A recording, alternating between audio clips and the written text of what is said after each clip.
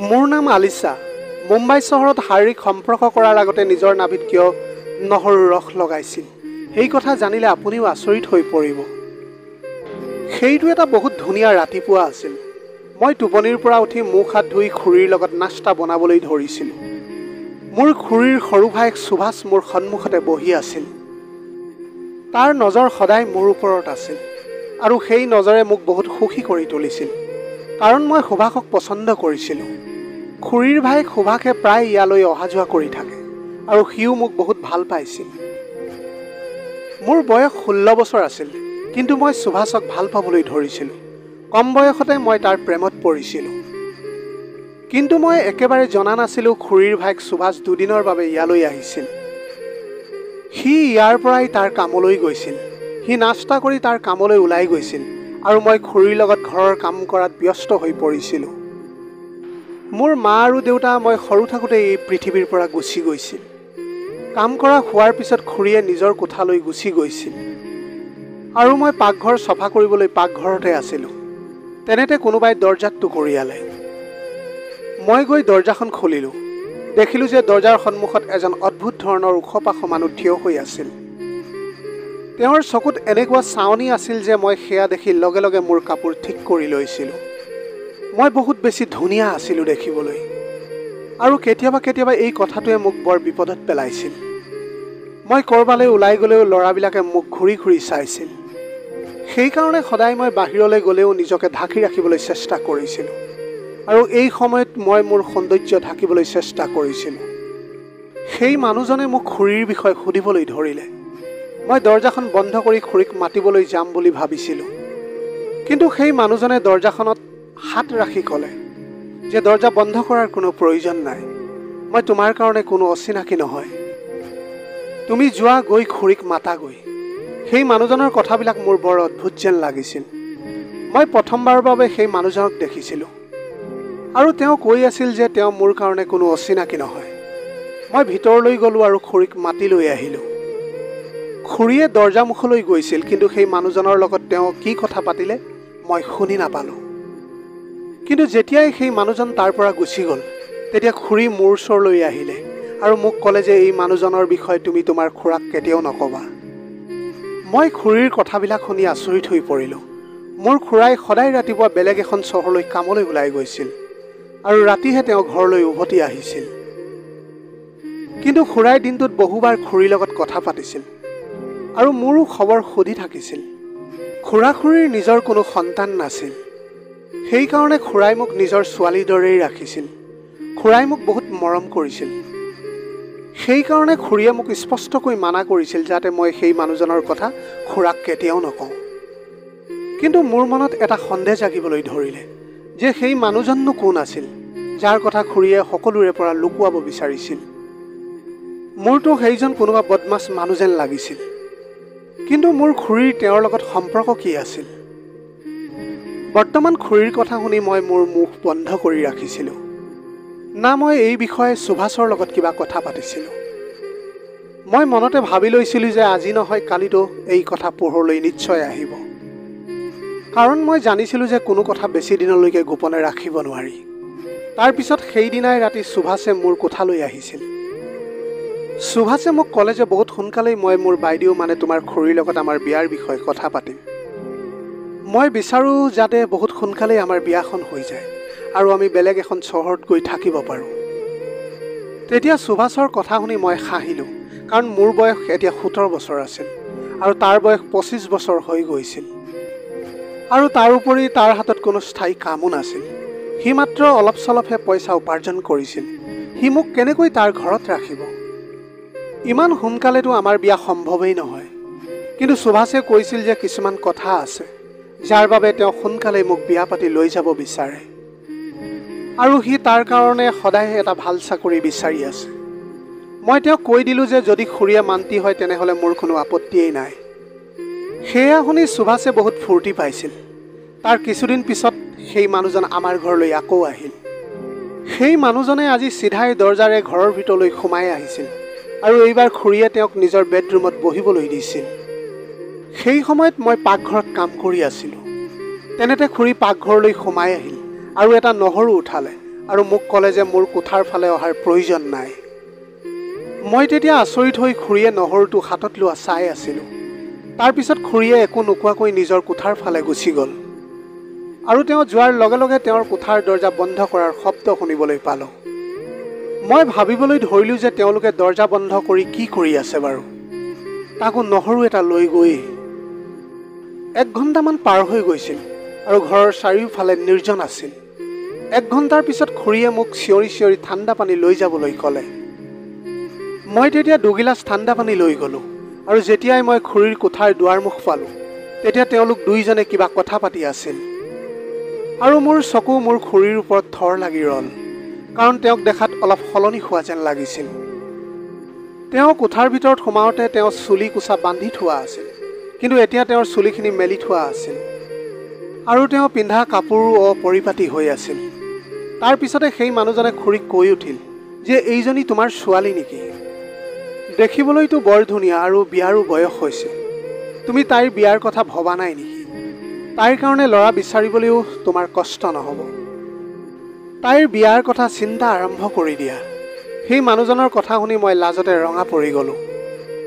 তাৰ পিছতে খুৰীয়ে হাঁহি এটা মাৰি তেওঁক ক'বলৈ ধৰিলে, তাইৰ বিয়াৰ কথা ভাবিব লাগিব, সেয়া মোৰেই দায়িত্ব। তেওঁলোকৰ কথা শুনি মই লাজতে কোঠাৰ পৰা ওলাই আহিলোঁ আৰু আচৰিত কথাটো হ'ল যে সেই সময়তে সুভাষ ঘৰলৈ আহিছিল। গাটো বেয়া হোৱা বাবে নিজৰ ঘৰলৈ যোৱাৰ সলনি ইয়ালৈ আহি গৈছিল। তেওঁ সেই মানুহজনক ঘৰৰ পৰা ওলোৱা দেখিছিল আৰু লগে লগে তেওঁ বাইকৰ ওচৰলৈ গৈছিল আৰু হঠাতে কি হ'ল জানো দুয়োজনৰে ডাঙৰ ডাঙৰকৈ তৰ্ক লাগিবলৈ ধৰিলে, চিঞৰিবলৈ ধৰিলে। খুৰীয়ে সুভাষক বহুত বেয়া বেয়াকৈ কৈ আছিল আৰু সুভাষেও তাৰ উত্তৰ দি আছিল। নাজানো তেওঁলোকৰ মাজত কি চলি আছিল, কিন্তু এইটো অনুমান কৰিব পাৰিছিল যে কথাটো কিবা ডাঙৰেই আছিল। অলপ দেৰি পিছত যেতিয়া সুভাষ খুৰীৰ কোঠাৰ পৰা বাহিৰলৈ আহিলে তেতিয়া তাৰ মুখখন খঙতে ৰঙা পৰি আছিল। সি কোঠালৈ সোমাই গ'ল আৰু ভিতৰৰ পৰা দৰ্জা বন্ধ কৰি দিলে। তাৰ গা ভাল নাছিল, সেইকাৰণে আজি আমাৰ ঘৰতে থাকিবলৈ আহিছিল। ৰাতি যেতিয়া ভাত খাবলৈ খুৰীক মাতিবলৈ খুৰীৰ কোঠালৈ গ'লোঁ তেতিয়াও খুৰী বহুত খঙত আছিল। মোক ক'লে যে যোৱা তুমি গৈ ভাত খাই লোৱা আৰু শুই থাকাগৈ। তেতিয়া তেনে অৱস্থাত খুৰীৰ ব্যৱহাৰ মোৰ লগত বহুত বেয়া আছিল। মই খুৰীক সেই বিষয়ে সুধিবলৈ বিচাৰিছিলোঁ যে কি হৈছিল বুলি। তেতিয়া খুৰীয়ে ক'লে যে এইবিলাকতো তোমাৰ কাৰণেই হৈছে, সেইকাৰণে বেছি আকৰি হৈ দেখুৱাব নালাগে। ওলাই যোৱা তুমি এতিয়া ইয়াৰ পৰা। মই চকু পানী মচি মচি কোঠাৰ পৰা ওলাই আহিলোঁ আৰু কান্দিবলৈ ধৰিলোঁ। আজি মোৰ মা দেউতালৈ মনত পৰিবলৈ ধৰিলে। মই মোৰ সৰু কোঠাটোৰ বিচনাখনত বাগৰি পৰিলোঁ আৰু মোৰ মনলৈ এইটো কথাই আহি থাকিল যে সুভাষে নিজৰ বাইকৰ লগত কি কথাক লৈ কাজিয়া কৰিলে, কিয় সেই অচিনাকি মানুহজনৰ কাৰণে সিহঁত দুয়োৰে মাজত কাজিয়া হ'ল। সুভাষৰ কোঠাৰ দৰ্জা ভিতৰৰ পৰা বন্ধ হৈ আছিল, নহ'লে মই নিজে গৈ তাক সুধিলোহেঁতেন কি হৈছিল। মই ৰাতিপুৱালৈ অপেক্ষা কৰিলোঁ। ৰাতিপুৱা এই কথাটো সুভাষক সুধিম, নহ'লে খুৰীকেই সুধিম। মই যেতিয়া শুই উঠিছিলোঁ তেতিয়ালৈকে সুভাষ ঘৰৰ পৰা গৈছিল আৰু খুৰীয়েও মনে মনে ঘৰৰ কাম কৰি আছিল। তেওঁ মোৰ লগত একো কথা পতা নাছিল আৰু তেওঁৰ আচৰণ দেখি ময়ো তেওঁক একো সুধিব নোৱাৰিলোঁ। মই ঘৰ চফা কৰিবলৈ ধৰিলোঁ। যেতিয়া খুৰীৰ কোঠাটো চফা কৰিবলৈ সোমালোঁ তেতিয়া তেওঁৰ কোঠাত নহৰুৰ টুকুৰা পালোঁ, যিটো খুৰীয়ে কালি পাকঘৰৰ পৰা নিজৰ কোঠালৈ লৈ গৈছিল। আচলতে সেই অচিনাকি মানুহজনে এই নহৰুৰে কি কৰিছিল? এনেকুৱা লাগিছিল যে নহৰুটোৰ পৰা ৰস উলিওৱা হৈছে। মই সেই নহৰুৰ টুকুৰাটো খিৰিকীৰে পেলাই দিলোঁ আৰু তাৰপিছত আকৌ কোঠা চফা কৰাত ব্যস্ত হৈ পৰিলোঁ। সন্ধিয়া সময়ত খুৰীয়ে ক'লে যে বলা বজাৰলৈ যাওঁ, অলপ ঘৰৰ বজাৰ কৰিবলৈ আছে। কেতিয়াবা কেতিয়াবা খুৰীয়ে মোক বজাৰলৈ লৈ গৈছিল। সেইকাৰণে মই মোৰ উৰুণাখন ল'লোঁ আৰু তেওঁৰ লগত বজাৰলৈ ওলালোঁ, কিন্তু মই জনা নাছিলোঁ খুৰীয়ে মোক ক'লৈ লৈ গৈ আছিল। তেওঁ মোক এখন অটোৰিক্সাত বহুৱালে আৰু আমি যাবলৈ ধৰিলোঁ, কিন্তু তেতিয়া মই আচৰিত হৈ পৰিলোঁ যেতিয়া অটোৰিক্সাখনে বজাৰ ফালে নগৈ বেলেগ এটা ৰাস্তাত যাবলৈ ধৰিলে। খুৰীয়ে ক'বলৈ ধৰিলে যে বেলেগ এটা বস্তু কিনিবলৈ আছে, সেইকাৰণে বেলেগ এখন বজাৰলৈ গৈ আছোঁ। তেতিয়া তেওঁৰ ব্যৱহাৰটো আগতকৈ অলপ ভাল যেন লাগিছিল আৰু অলপ দেৰি পিছত আমি এখন অদ্ভুত ধৰণৰ বজাৰ পালোঁ। বজাৰখনত ভিৰটো আছিলে, কিন্তু মানুহবিলাক বৰ অদ্ভুত ধৰণৰ আছিল আৰু মানুহবিলাক বহুত দুখীয়া যেন লাগিছিল। আমি যেতিয়া অটোখনৰ পৰা নামিলোঁ তেতিয়া খুৰীয়ে মোক কিবা দোকানলৈ নিয়াৰ সলনি বজাৰৰ পিছফালৰ এটা ঘৰলৈ লৈ গ'ল। এগৰাকী আধবয়সীয়া মহিলাই ঘৰৰ দৰজাখন খুলিলে আৰু খুৰীক দেখি মিচিকিয়াই হাঁহিলে। খুৰীয়ে ক'লে যে তাইক তোমাৰ ওচৰত ৰখা, মই মালৰ দাম লগাই আহোঁ। মই খুৰীৰ ফালে আচৰিত হৈ চাবলৈ ধৰিলোঁ যে তেওঁ মোক নিজৰ লগত লৈ যোৱাৰ সলনি কিয় ইয়াতে এৰি থৈ যাবলৈ ধৰিছে। খুৰীয়ে মোৰ ফালে চাই ক'লে আৰু ক'লে, চিন্তা নকৰিবা, এইগৰাকীও মোৰেই খুৰী। তুমি নিশ্চিন্ত হৈ ইয়াত বহা, মই অলপ দেৰি পিছত আহি আছোঁ। তাৰপিছত খুৰীয়ে মোক তাত এৰি গুচি গ'ল আৰু সেই মহিলাজনীয়ে মোক ভিতৰলৈ লৈ গ'ল আৰু ঘৰৰ দৰজা বন্ধ কৰি দিলে। তাৰপিছত সেই মহিলাজনীয়ে মোক যিমানেই ভিতৰলৈ লৈ গ'ল, মোৰ ভিতৰৰ দৃশ্য দেখি চকু কপালত উঠিল। কাৰণ সেই দৰজাখনৰ পিছত এখন বেলেগ ঠাই বনোৱা আছিল, য'ত বহুত চুটি চুটি কাপোৰ পিন্ধি থকা ছোৱালী থিয় হৈ আছিল, যিয়ে মোক দেখি মিচিকিয়াই হাঁহিবলৈ ধৰিছিল। তেওঁলোকৰ কাপোৰ আৰু মুখৰ মেকআপে মোক সেই ঠাইৰ সত্যতাৰ কথা কৈ আছিল। মই গৈ থমকি ৰ'লোঁ। তেতিয়া সেই মহিলাগৰাকীয়ে মোৰ ফালে উভতি চালে। মই তেওঁক ক'লোঁ যে মই ঘৰলৈ যাম, মই ভিতৰলৈ যাবলৈ নিবিচাৰোঁ। মোৰ কথা শুনি সেই মহিলাগৰাকীয়ে জোৰ জোৰকৈ হাঁহিলে আৰু ক'বলৈ ধৰিলে, এইখন দৰজাৰ পৰা ভিতৰলৈ অহাৰ ৰাস্তা আছে, কিন্তু বাহিৰলৈ যোৱাৰ ৰাস্তা নাই। তোমাৰ খুৰীয়ে তোমাক মনে মনে ইয়ালৈ লৈ আহিছে। এতিয়া আৰু তেওঁ কেতিয়াও ইয়ালৈ উভতি নাহে, আৰু না তুমি ইয়াৰ পৰা কেতিয়াবা উভতি বাহিৰলৈ যাব পাৰিবা। এইখন মোৰ পৃথিৱী, ইয়াত অকল মোৰ ৰাজত্ব চলে। তুমি এগৰাকী মহিলা, সেয়েহে তুমিও ইয়াতে থাকি মোৰ কথা শুনিব লাগিব। তেওঁৰ কথাখিনি শুনি মোৰ ভৰিৰ তলৰ মাটি খহি যোৱা যেন হ'ল। তেওঁ মোৰ হাতত ধৰিছিল আৰু মই মোৰ হাতখন তেওঁৰ হাতৰ পৰা টানি এৰুৱাইছিলোঁ। তেতিয়া মই ক'লোঁ যে কোনো মূল্যৰ বিনিময়ত মই ইয়াত নাথাকোঁ আৰু খুৰী জল্দি ইয়ালৈ আহিব। মই বাহিৰলৈ যাবলৈ যেতিয়া পিছলৈ ঘূৰিলোঁ, তেতিয়া সেই মহিলাগৰাকীয়ে মোৰ টপটোত জোৰকৈ ধৰিলে আৰু টানিলে। তেতিয়া মোৰ টপটো ফালি গ'ল আৰু তাৰপিছত মোৰ গালত জোৰকৈ এটা চৰ মাৰিলে আৰু মই মজিয়াত বাগৰি পৰিলোঁ। মোৰ মুখৰ পৰা তেজ ওলাবলৈ ধৰিছিল। সেই মহিলাজনীয়ে মোৰ ওচৰত বহি ক'বলৈ ধৰিলে, তোৰ খুৰীয়ে তোক ইয়াত বিক্ৰী কৰি থৈ গৈছে আৰু তই এতিয়া মই কিনি লোৱা চাকৰ। তোৰ খুৰীয়ে তোৰ বিনিময়ত বহুত টকা লৈছে। এতিয়া যা গৈ সাজু হ, ৰাতি গ্ৰাহক আহিব আৰু তয়ো এই লাইনত থিয় হ'ব লাগিব। তাৰপিছত তেওঁ এজনী মহিলাক চিঞৰি মাতিলে আৰু মোক তেওঁৰ হাতত গতাই দিলে। মই তেতিয়া কি কৰোঁ কি নকৰোঁ একো বুজি পোৱা নাছিলোঁ। মোৰ খুৰী মোৰ মাৰ দৰেই আছিল। যোৱা 5 বছৰৰ পৰা মই মোৰ খুৰীৰ লগতেই আছিল। তেওঁ মোৰ লগত এনেকুৱা অত্যাচাৰ কেনেকৈ কৰিব পাৰে? মই ভাবি ভাবি সেই মহিলাগৰাকীক বিশ্বাস কৰিব পৰা নাছিলোঁ। মোৰ এনেকুৱা লাগি আছিল যেন এয়া এক ভয়ানক সপোন আৰু অলপ দেৰি পিছত মই সাৰ পাই যাম আৰু সকলো ঠিক হৈ যাব। কিন্তু সেয়া মোৰ ভাগ্য বহুত বেয়া আছিল। সেয়া মোৰ কোনো সপোন নাছিল, বৰঞ্চ সেয়া মোৰ জীৱনৰ এটা ভয়ানক তিথক আছিল। কিছু দেৰি পিছত সেই মহিলাজনীয়ে মোক এটা অন্ধকাৰ কোঠালৈ লৈ গ'ল। তাৰপিছত মোক সুগন্ধি পানীৰে গা ধুবলৈ দিলে। মোৰ চিঞৰ আৰু কান্দোনে তাইৰ ওপৰত কোনো প্ৰভাৱ নেপেলালে। তাই মোক ক'বলৈ ধৰিলে যে এতিয়া আনন্দ মনেৰে এয়া স্বীকাৰ কৰি লোৱা।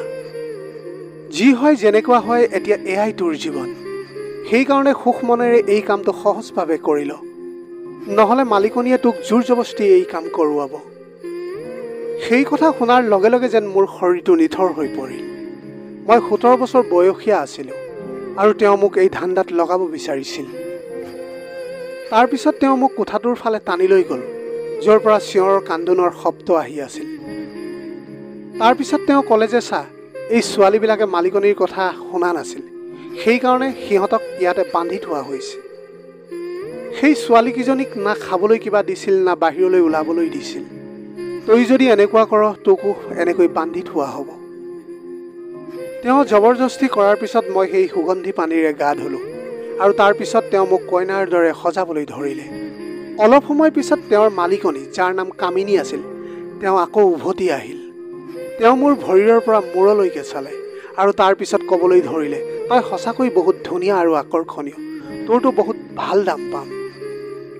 মই তোৰ খুৰীকো বহুত পইচা দিছোঁ, সেই গোটেই পইচা মই তোৰ শৰীৰ বিক্ৰী কৰি উপাৰ্জন কৰিম।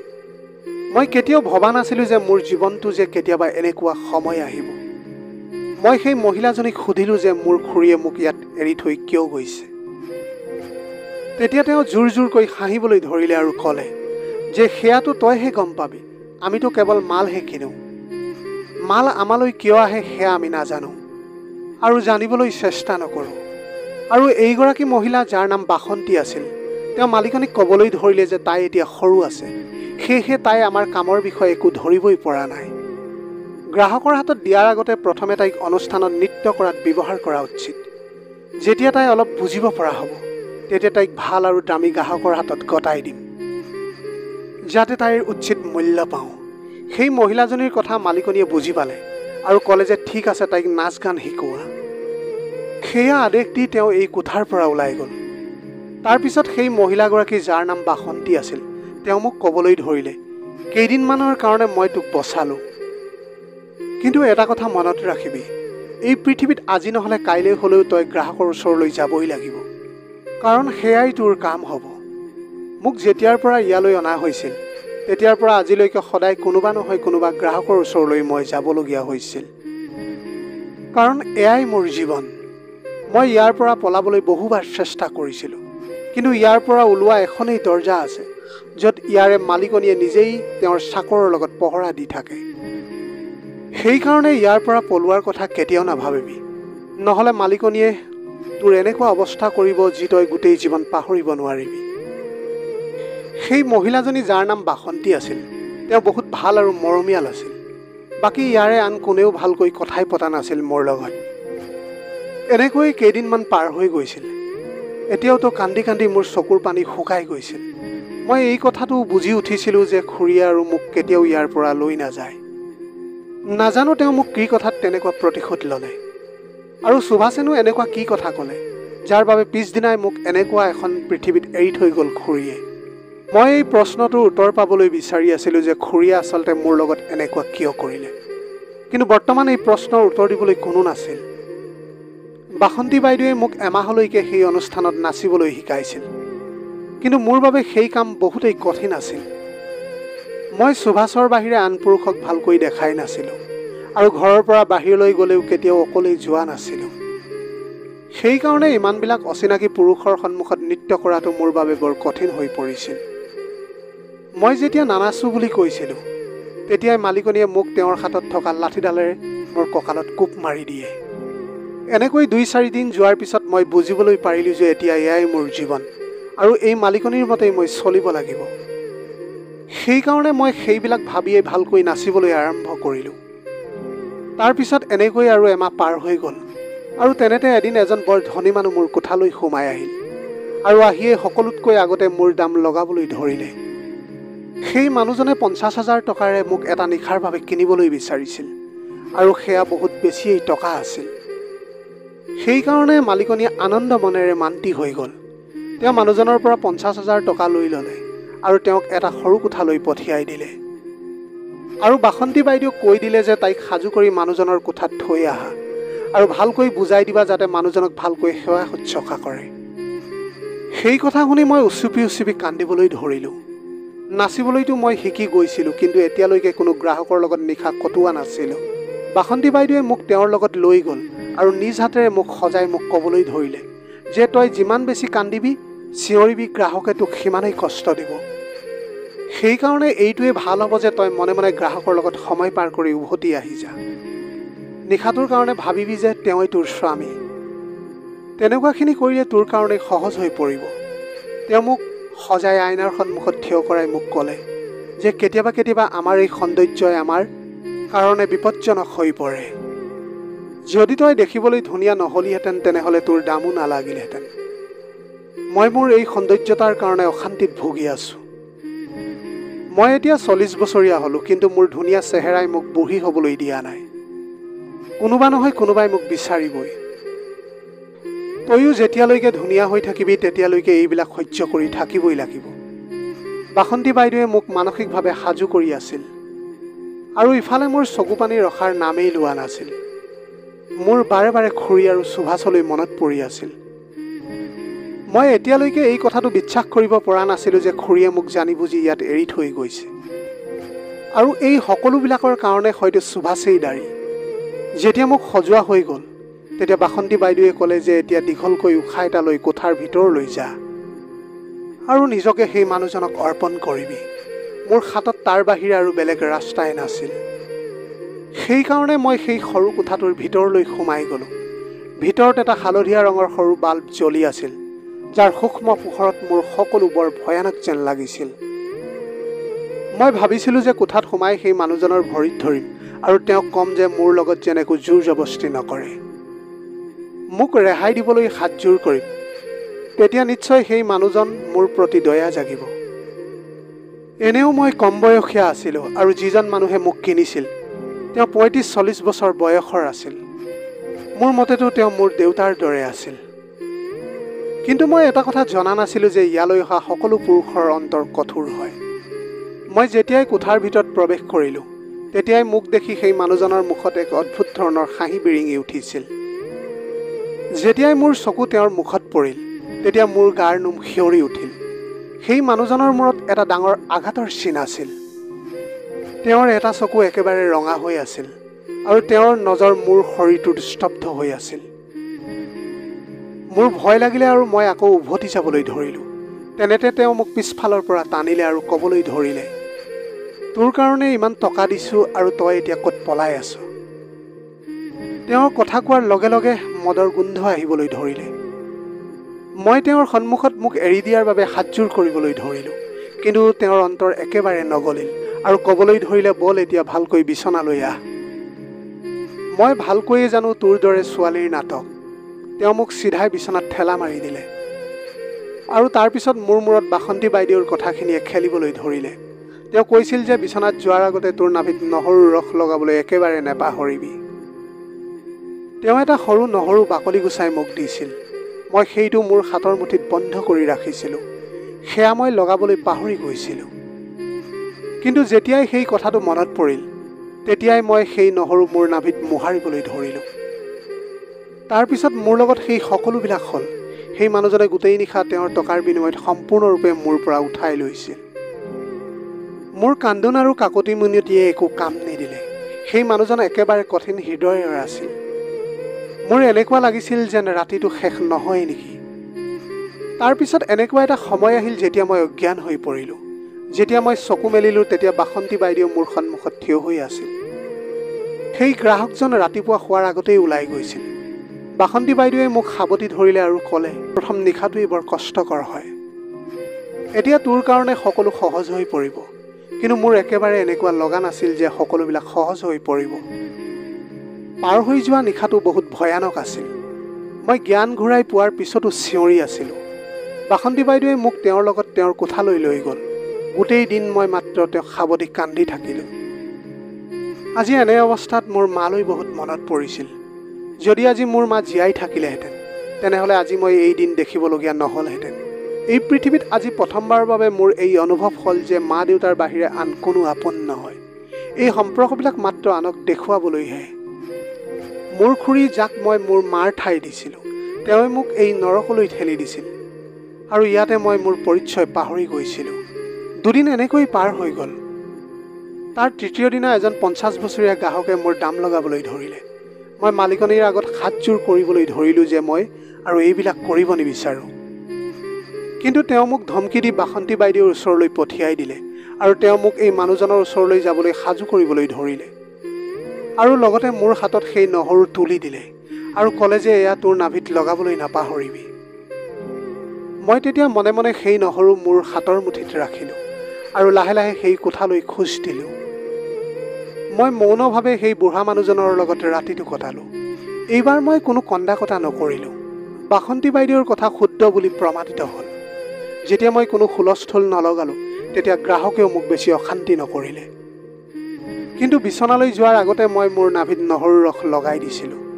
সেই নহৰুৰে আচলতে কি হয় মই একেবাৰে জনা নাছিলোঁ। মাত্ৰ বাসন্তী বাইদেৱে লগাবলৈ কোৱাৰ কাৰণেহে লগাইছিলোঁ। এতিয়া প্ৰতিদিনে মোৰ লগত এনেকুৱাই হৈছিল। মোৰ এতিয়াও সুভাষলৈ মনত পৰে। কি সি মোক ঘৰত নেদেখাৰ পিছতো তাৰ বায়েকক মোৰ বিষয়ে একো প্ৰশ্ন নকৰিলে নেকি? কি সি মোক কেতিয়াও নিবিচাৰিলে নেকি? কি মোক সি পাহৰি গ'ল নেকি? মাত্ৰ সদায় মই এনেকৈ ভাবি আছিলোঁ। সেই গ্ৰাহকজন গুচি গৈ কাৰণ এতিয়া তই এগৰাকী ধান্দা কৰা বেচা হৈ গৈছ। বাসন্তী বাইদেৱে সদায় মোক এইটোৱেই বুজাইছিল যাতে মই কেতিয়াও বাহিৰৰ পৃথিৱীখনৰ কথা নাভাবোঁ। আৰু মই তেওঁৰ কথাক মোৰ মন মগজুত সোমোৱাই লৈছিলোঁ। এনেকৈ মোৰ 8 মাহ ইয়াতে পাৰ হৈ গৈছিল। এতিয়া মোৰ এই কামটো অভ্যাসত পৰিণত হৈ গৈছিল। মই এইমাত্ৰ এই কথাটো গম পাইছিলোঁ যে গ্ৰাহকে মোৰ বাবে অপেক্ষা কৰি আছে আৰু এতিয়া মই নিজকে সাজু হৈ গৈছিলোঁ। মই আগতে সুভাষৰ কইনা হোৱাৰ সপোন দেখিছিলোঁ। এতিয়া সদায় নিশা নতুন নতুন পুৰুষৰ কইনা হৈছিলোঁ। কিন্তু প্ৰতিদিনা বাসন্তী বাইদেৱে মোক নহৰু দিবলৈ পাহৰি যোৱা নাছিল। দুবাৰ মই তেওঁক সুধিছিলোঁ যে এই নহৰুতনো এনেকুৱা কি আছে যে আপুনি মোক প্ৰতিবাৰেই দিয়ে। তেতিয়া তেওঁ কৈছিল যে সময়ত তই সকলো নিজেই বুজিবি, কিন্তু মনত ৰাখিবি কোনো গ্ৰাহকৰ ওচৰলৈ যোৱাৰ আগতে নহৰু ব্যৱহাৰ কৰিবি। বহুত দিনৰ পৰা দেখি আছিলোঁ যে বাসন্তী বাইদেউৰ গা ভাল নহয়। এনেও আমাৰ দৰে মহিলাৰ চিকিৎসাও সম্ভৱ নহয়। ইয়াততো আমাৰ কোনো আপোন বুলিবলৈও নাই। মোৰ আপোন বুলিবলৈ ইয়াত মাত্ৰ মোৰ বাসন্তী বাইদেৱে আছিল। পিছদিনা মোৰ ওচৰলৈ মালিকনী আহিলে আৰু ক'বলৈ ধৰিলে ৰাতিৰ কাৰণে সাজু থাকিবি। যেতিয়া মই একেবাৰে সাজু হৈ গ'লোঁ, তেতিয়া বাসন্তী বাইদেৱে আকৌ এবাৰ মোক নহৰু টুকুৰা হাতত তুলি দিলে। মই আজি ভাবিবলৈ ধৰিলোঁ যে আজি মই তেওঁক এই কথাটো সুধিহে এৰিম। কিন্তু মোৰ গ্ৰাহকৰ ওচৰলৈ যাবলৈ দেৰি হৈছিল। সেইকাৰণে মই ভাবিছিলোঁ যে উভতি আহি তেওঁক এই প্ৰশ্নটো সুধিম। গ্ৰাহকে মোৰ বাবে অপেক্ষা কৰি আছিল। মই কোঠাত সোমোৱাৰ আগতে মোৰ নাভিত নহৰুৰ ৰস লগাই লৈছিলোঁ। যেতিয়া মই কোঠাত প্ৰৱেশ কৰিলোঁ, তেতিয়া মোৰ চকু কপালত উঠিল, কাৰণ তাত থকা মানুহজন আন কোনোৱেই নহয়, সেইজন হৈছে সুভাষ, যিয়ে মদৰ নিচাহত বিচনাত বহি আছিল। আৰু মোক দেখাৰ লগে লগে সি একেবাৰে কঁপিবলৈ ধৰিলে। তাৰপিছত যেনে তেনে মোৰ ওচৰলৈ আহি ক'লে, আলিছা, তুমি ইয়াত কি কৰি আছা? মই তোমাক ক'ত ক'ত যে বিচৰা নাই। মই তাক জোৰকৈ পিছলৈ ঠেলা মাৰি দিলোঁ আৰু ক'লোঁ, মোৰ নাম আলিছা নহয়, মোৰ নাম ৰূপালী। মোৰ ইমানো সাহস নাছিল যে মই আলিছাৰ ৰূপত সুভাষৰ মুখামুখি হ'বলৈ পাৰিম। মোৰ সতীত্ব হৰণ হৈছিল। বছৰ বছৰ ধৰি মোৰ সতীত্বৰ নিলাম হৈ আহিছে। সুভাষে আহি মোৰ কান্ধত ধৰি মোক জোকাৰি দিলে আৰু ক'বলৈ ধৰিলে, মই ভালকৈয়ে জানো তুমি মোৰ আলিছা। তুমি ইয়ালৈ কেনেকৈ আহিলা? মোৰ বাইদেৱেতো মোক এনেকৈ কৈছিল যে তুমি কোনো ল'ৰাৰ লগত পলাই গৈছা। সুভাষৰ কথা শুনি মই আচৰিত হৈ পৰিলোঁ। তাৰপিছত মই তাক গোটেই কাহিনীটো ক'লোঁ যে মোক ইয়ালৈ লৈ অহাজন আন কোনো নহয়, তেওঁৰ নিজৰ বায়েকহে লৈ আহিছিল মোক। মোৰ কথা শুনি সি মোৰ ভৰিত পৰি কান্দিবলৈ ধৰিলে আৰু সি মোৰ প্ৰতিটো প্ৰশ্নৰ উত্তৰ দিলে। সি মোক ক'লে যে যেতিয়া মোৰ বায়ে তোমাৰ আৰু মোৰ প্ৰেমৰ কথা গম পালে, তেতিয়াৰ পৰা বায়ে তোমাক বেয়া পোৱা হৈছিল। সেইকাৰণে তেওঁ অচিনাকি মানুহবিলাকক নিজৰ লাভৰ কাৰণে মাতিছিল, কাৰণ ভিনদেউতো বেছিভাগ সময় ঘৰৰ পৰা বাহিৰতেই থাকিছিল। মই তেওঁৰ এই পৰিকল্পনাটোৰ বিষয়ে জানিছিলোঁ। সেইকাৰণে মই তোমাক বিয়া পাতি বেলেগ চহৰলৈ লৈ যোৱাৰ চেষ্টা কৰিছিলোঁ। কিন্তু যিদিনা আমি সেই বিষয়ে কথা পাতি আছিলোঁ, তেতিয়া আমাৰ কথা বায়ে শুনিছিল। আৰু সেইজন মানুহ যিজনে বাক লগ কৰিবলৈ আহিছিল, সেইজন বেশ্যালয়ৰ দালাল আছিল। মই মোৰ বাইদেউৰ কথা ভালকৈ জানিছিলোঁ।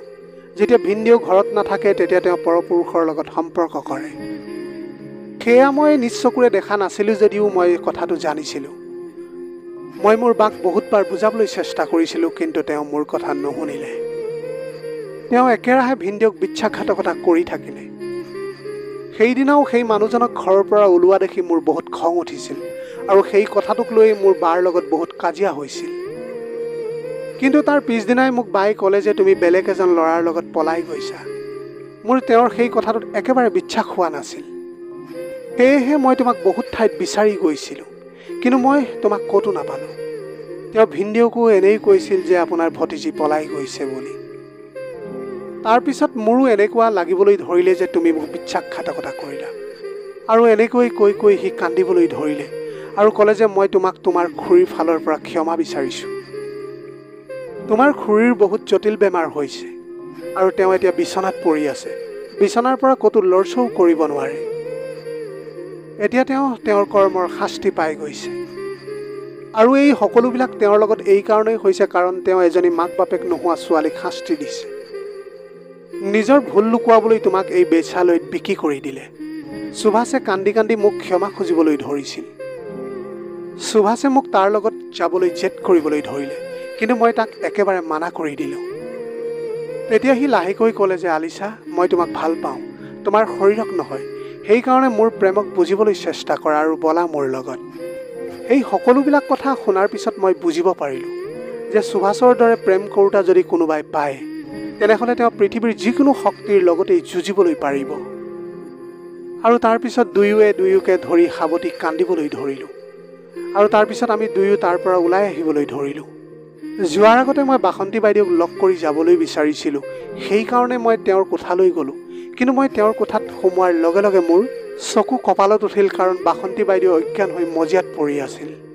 মই তেওঁক যেতিয়া চুই চালোঁ তেতিয়া দেখিলোঁ যে তেওঁৰ শৰীৰটো চেঁচা পৰি গৈছে। হয়তো তেওঁ এই দুনিয়াৰ পৰা গুচি গৈছে। সেইটো দেখি মোৰ মূৰত বিনা মেঘে বজ্ৰপাত হোৱাৰ দৰে হ'ল। মোৰ চকুৰ পৰা চকু পানী বৈ আহিবলৈ ধৰিলে। বাসন্তী বাইদেউকে মই মোৰ সকলো বুলি ভাবিছিলোঁ আৰু তেওঁ আজি মোক ইয়াতে এৰি থৈ গুচি গ'ল। কিন্তু তেওঁৰ হাতৰ মুঠিত এটুকুৰা কাগজ আছিল, য'ত তেওঁ জীৱনৰ গোটেই কাহিনীটো লিখা আছিল, যে তেওঁ কেনেকৈ এই বেশ্যালয়ত আহিলে আৰু তেওঁৰ জীৱনটো কেনেকৈ কটালে। আৰু লগতে চিঠিখনত এইটোও লিখা আছিল যে নহৰু ৰস নাভিত লগালে কি হয়।